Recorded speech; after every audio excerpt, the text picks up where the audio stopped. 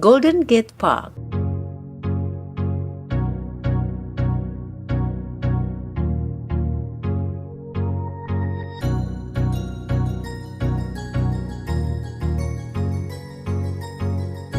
A writer for Time magazine called the Golden Gate Park the coolest in the US, and for good reason. You could spend an entire day within its sprawling, large confines and not run out of things to do. Most guests start at the Conservatory of Flowers, a gorgeous Victorian greenhouse that's home to more than 2,000 plant species.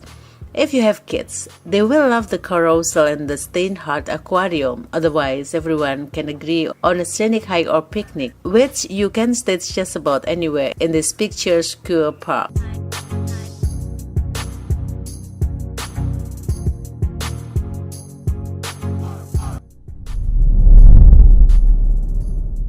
The Castro.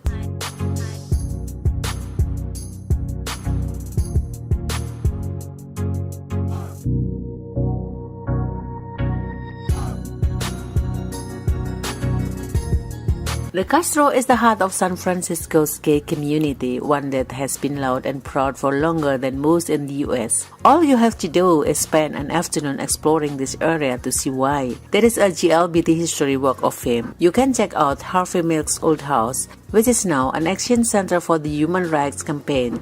And if you're around in June, don't miss the month-long Pride celebration that rocks the Castro every year. As you do, remember that the Castro has worn the same colors for more than 50 years. That's pretty incredible, right?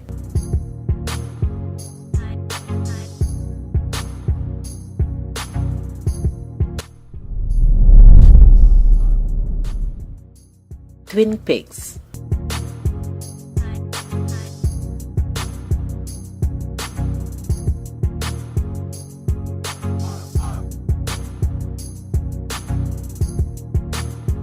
Taking in scenic views is a big part of visiting San Francisco, and there is perhaps no better place to do so than the Twin Peaks. These two mountains reach over 900 feet into the sky, making them the perfect vantage point to peep the city skyline, the bay, and of course the bridges. Most visitors suggest taking on the Twin Peaks on foot so that you can really enjoy the scenery and the panoramic views.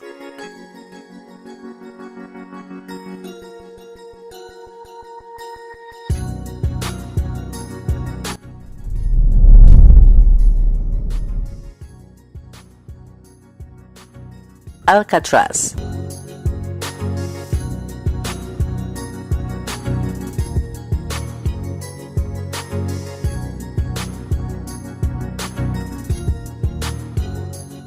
This first sight takes you out of the city itself and into the islands of Alcatraz, which sits 1.5 miles from the city itself.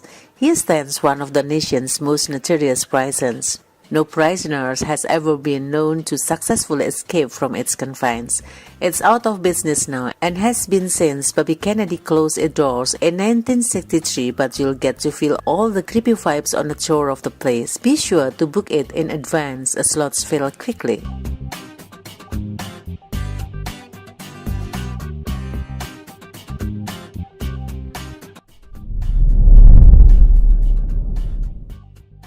Muir Woods.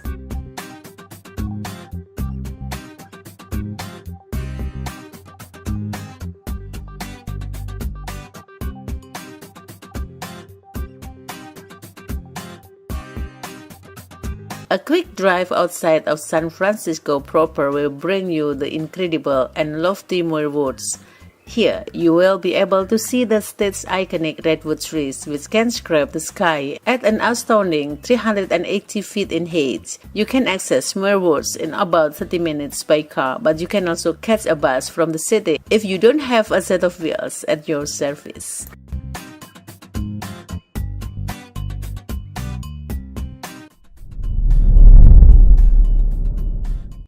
Golden Gate Bridge.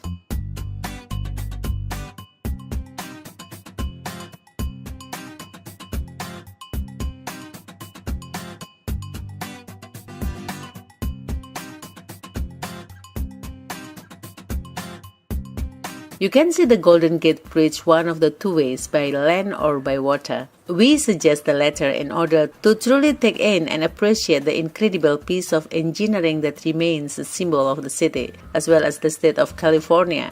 Many cruise companies will shuttle you out into the bay for panoramic views as well as beneath the bridge so that you can peep at its inner workings. For a more complete tour of the bridge, try driving, biking, or walking across.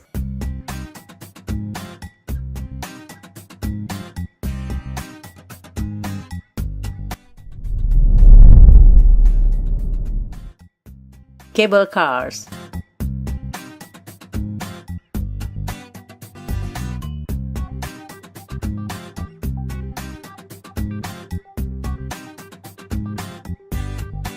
After the Golden Gate Bridge, the second most iconic image of San Francisco has to be its cable cars.